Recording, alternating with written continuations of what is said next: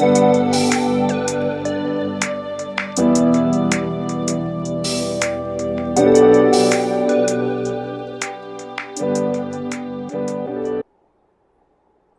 right, here we go. In this video, we're going to cover the topic of frequency tables, or sometimes referred to as a frequency distribution. So what's a frequency table? A frequency table lists all of your data values and the associated frequencies of those data values, meaning how many times does that particular data value occur. Okay, so now we're into the branch of statistics where we're focusing on how do we present our data. So a frequency table is a way of presenting certain data. For example, we have the following frequency table as a result of asking students what's their favorite color. So we went around, we asked some students, what's your favorite color? Well, the way that you read this is that 5 students, because the frequency for red is 5, 5 students said red is their favorite color. Excuse me. 10 students said blue was their favorite. 2 said green, so on and so forth. So my question over here on the side to the right is how many total students were surveyed? Well, to figure out the total number of students surveyed, we need to figure out the total frequencies. Meaning all we have to do is add up all the frequencies. 5 plus 10 is 15, 15 plus 2 plus 3. Let me see, 15 plus 5 is 20, plus 5 is 25.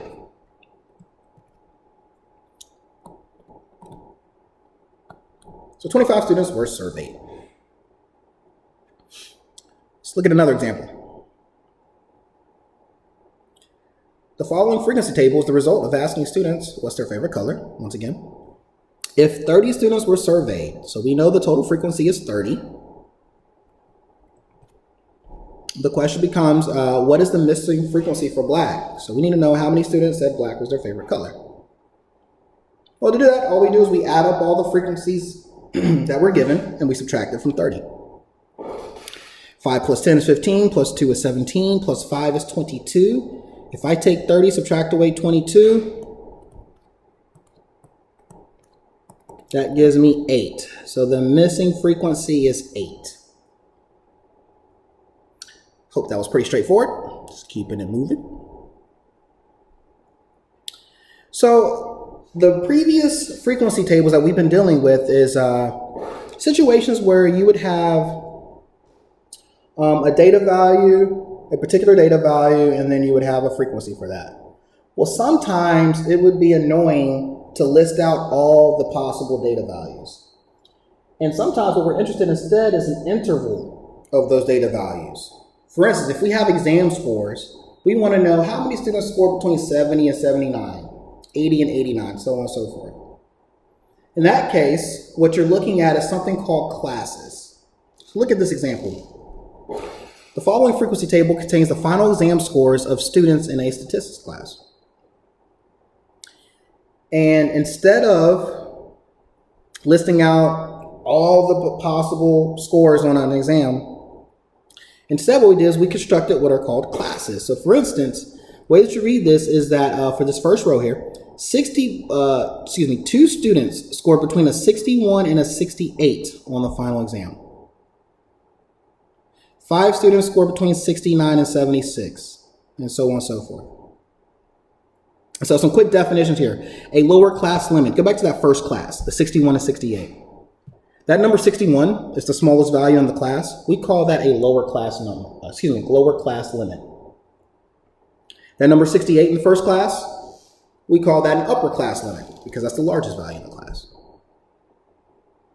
Okay, the lower class limit for the second class is 69. The lower class limit for the third class will be 77, and so on and so forth. Okay. So sometimes just knowing the sometimes just knowing just the frequency, what I call the raw number, the whole number, doesn't really give you the full picture. For instance, if I told you, hey, last semester, I gave out 3 A's in my statistics class. And my question to you is, as a potential student wanting to take my class, is that a good thing or a bad thing I only gave out 3 A's? Well, you don't have the full picture. All right? If I had 30 students in that class, yeah, that's not a great ratio. But what if I only had 4 students in that class? So that's where relative frequency comes into play. A relative frequency measures the percent of the total frequency that is represented by that particular class. And the way that you do that is you simply take the frequency of that particular class or data value, and then you divide it by the total frequencies. Okay, for examples, use the previous examples of frequency tables to calculate the relative frequencies. So let's go back here. And we're going to create a third column here. Let's go back to here, I'm going to do just this middle one here. RF, relative frequency. Okay. So the relative frequency for red would be, there were 5 people that said red was their favorite color, and we divide that by 30. And so 5 out of 30, or if you want to convert that over to a decimal, which I think it's like 16.7%, is the relative frequency for red. For blue, it would be 10 out of 30. Green, 2 out of 30. Black, 8 out of 30, so on and so forth. Other, 5 out of 30. So there you're seeing what percent of the total frequency is represented by those individual colors.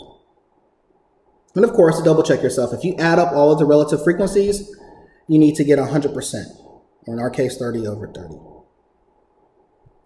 Okay, let's go to the example that had classes. What are the relative frequencies here?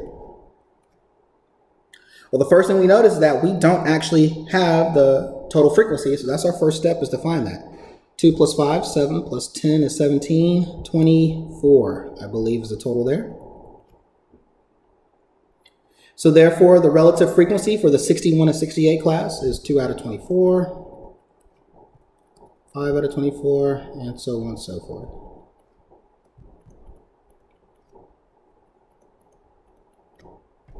Okay, so that is relative frequency.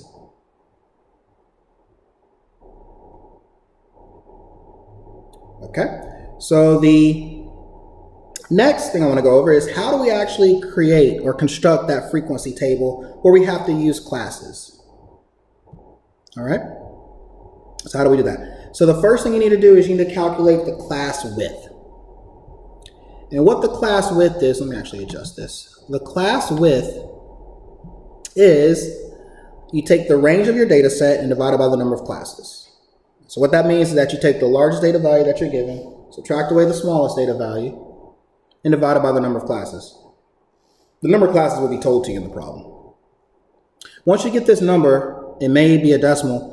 Whether it's a decimal or not, you have to do this anyways. But for this to work out, what you have to do with your class width is that you're going to always have to round it up. So let's say you work this out and you get a 4.2. You're going to round that up and your class width will be 5. Even if you round or work this out and you get a perfect integer of 6, let's say, still round that up to 7. All right, then once you have that class width, we can now construct the classes. So the lower class limit for the first class will always be your smallest data value. And then to get the lower class limit for the next class, what you're going to do is you're going to add that class width to the previous lower class limit.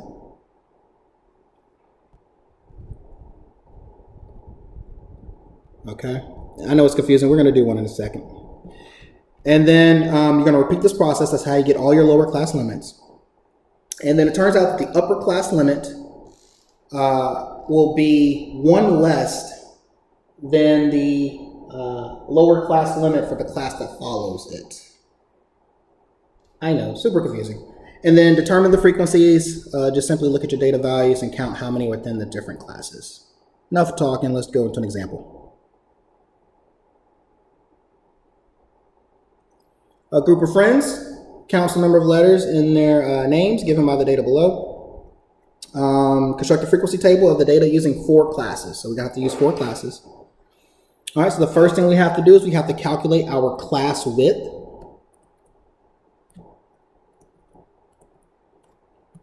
And that's going to be our range divided by the number of classes. Well, what's our largest data value? If you scan through the data values, it appears that 20 is the largest, minus the smallest, which would be, I think, 8. and we divide this by the number of classes that we have. They told us they want us to use 4 classes. We're going to divide this by 4. 12 divided by 4 gives us 3. And what I tell you guys, always round up. Even though it's already an integer, just round up to make it 4. So here we go. Let's make the actual frequency distribution. So it's just simply a table. The left side will be our classes. The right side will be the frequencies. So our first class always starts at your smallest data value. In our case here, that data value will be 8. We're starting at 8. And we're going up to some upper class limit, which we'll come back to that in a second. The next class will start at 8 plus whatever your class width is. In our case is 4. That's why the next class starts at 12. Just keep on doing that. The next class will start at 4, 16, and the last class, because there's only 4 classes for this particular example, will start at 20. All right? And now what we do is, to get the upper class limit, let's go to that first class. You see how the second class starts at 12? That means that the first class must end at one less than that, at 11. And just keep on adding 4 to that. You're just adding your class width. So 11 plus 4 is going to give you 15. And notice 15 is one less than 16, which is the lower class on the third class. And just keep on adding 4. 19 and lastly 23. Okay, here we go. To get your frequencies, you simply look at your data set, and let's look at the first class between 8 and 11. And you ask yourself, how many data values are between 8 and 11? Okay, well, to me, it's very helpful to mark these out as we go. So between 8 and 11, we have, let's see, 1, 2, 3, 4, 5, 6. So the frequency for the 8 to 11 class is 6. What about 12 to 15? Let me use a different shape here. Let's circle. 12 to 15. Well, we got 1, 2, 3, 4, 5, 6, 7, 8. So between 12 to 15, we have 8. What about 16 to 19? 16 to 19, we have just, let's see, just a 19, just 1. Here, let me do a different marker there. Let's box that. And then for 20 to 23, we see there's only 1 that's left over. That's 1. Okay, but let's check ourselves. What's the total number of frequencies here? Well, based off of our work, we have 6 plus 8 is 14. 14 plus 2 gives us a total of 16. Go back and count the number of data values. 1, 2, 3, 4, 5, 6, 7, 8, 9, 10, 11, 12, 13, 14, 15, 16, and we are good to go. All right, and just for the sake of completeness, what if we wanted to calculate the relative frequencies? What will those be? We're going to have 6 out of 16 for the first class, 8 out of 16 for the next, 1 out of 16 for the third, and 1 out of 16 for the fourth. All right. Hope that helps you guys out. See you in the next video.